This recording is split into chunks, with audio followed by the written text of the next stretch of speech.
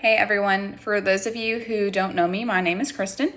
For the first question in this week's discussion, I just want to start out by touching on why I think cigarette smoking and tobacco-related products are still a leading cause of illness and death in the United States. Aside from the older generations being lied to and manipulated into thinking that cigarette smoking was not only not bad for you, but some even advertised that it was actually good for you, most people now know the harmful effects that cigarettes can have on your health. I think that there are several potential reasons that people continue to smoke. Growing up in homes where parents or guardians smoke, children I feel like are more likely to start smoking at a younger age. For some, I think it's what encourages them to actually stop smoking. They see the detrimental health effects and they don't want anything to do with cigarettes. But for others, I feel like they grew up in a world where smoking is okay and it's all that their family members do. So it's a really easy habit for them to pick up on early on. Another reason I think people still smoke is that there are jobs where it's not only acceptable to smoke, but you're also around a lot of people who smoke too. This could be any types of jobs, but specific jobs that come to mind are things like being a bartender or working in a restaurant in general, or even working at like a local cigar shop. Even though people know that smoking is harmful, they're surrounded by it every day, and this makes it an easy habit to pick up when you're younger and start working at like local restaurants. And you're more impressionable when you're younger too. And then it's also just a harder habit to kick because you're around people that take smoke breaks and things like that. Lastly, I think it's really important. Smoking is most importantly, smoking is still a really big issue just because of its addictive nature. It's really hard to quit, and studies show that this habit is more commonly picked up when we're teenagers. The younger that we begin the habit, the more likely we are to be addicted to nicotine. The nicotine causes pleasant feelings and gives us a little bit of an adrenaline rush. It speeds up our heart rate and it raises our blood pressure a little bit. And when the effects begin to wear off, you kind of feel agitated and on edge, and then you start smoking again. As you continue to smoke, and you continue to smoke more often because your body adapts to the small amounts of nicotine and it needs more to have that same effect. And I feel like people constantly get caught up in this vicious cycle and have a harder time getting out of the cycle and a harder time quitting just due to the addictive nature of the cigarette smoke.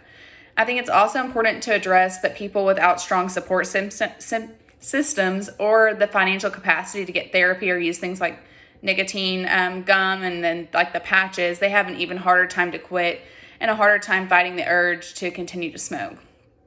For the second question, analyzing different types of causation, I think that cigarette smoking and the relationship that it has with lung cancer could be considered a sufficient cause. Smoking is an exposure that alone will produce lung cancer, but it also isn't the only cause of lung cancer. People can have lung cancers from other occupational exposures like silicone or asbestos, and some people are unlucky enough that they just get lung cancer in general. For the last question, as soon as I read this question, I couldn't help but think about the relationship that so many people have with food and food boundaries. In college, I actually participated in a research study that looked at how the relationship with the addictive nature of poor diet can sometimes be more difficult to control than other addictions that we commonly think of, such as cigarette smoking. What we really honed in on is that with the other addictions, if you can stop the habit, you're eventually able to overcome that addiction. But with food, you can't just stop eating. So you have a harder time just stopping the habit, and you have to really completely change the way that you think and feel about food. So for most people in the United States, they eat diets that are just genuinely not healthy. We consume too much sodium, fat, and sugar, and we continuously increase our risk for chronic diseases like heart disease and type 2 diabetes. People know that poor diets and being overweight and not getting the nutrients that they need puts them at increased risk for these diseases, but they often just eat instead, and it's harder to overpower that drive to eat those foods and being dedicated to fueling our bodies with healthy things. And this really does follow a similar path as the cigarette smoke and lung cancer. We know that putting things in our body, no matter the method of consumption, that are harmful puts us at a greater risk, but we choose to do it anyway just for the temporary benefit of either cigarette smoking and the temporary high that you get from the nicotine, or even just like consuming an unhealthy meal and the satisfaction of consuming that meal.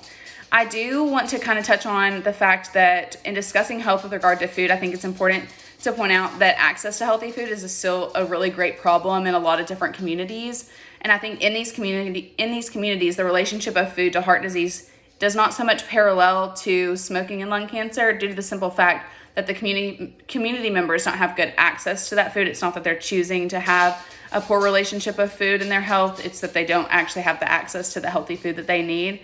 and they instead get food from like dollar stores or convenience stores. And I think that this is an area of public health that will continue to be analyzed and has a lot of room for improvement.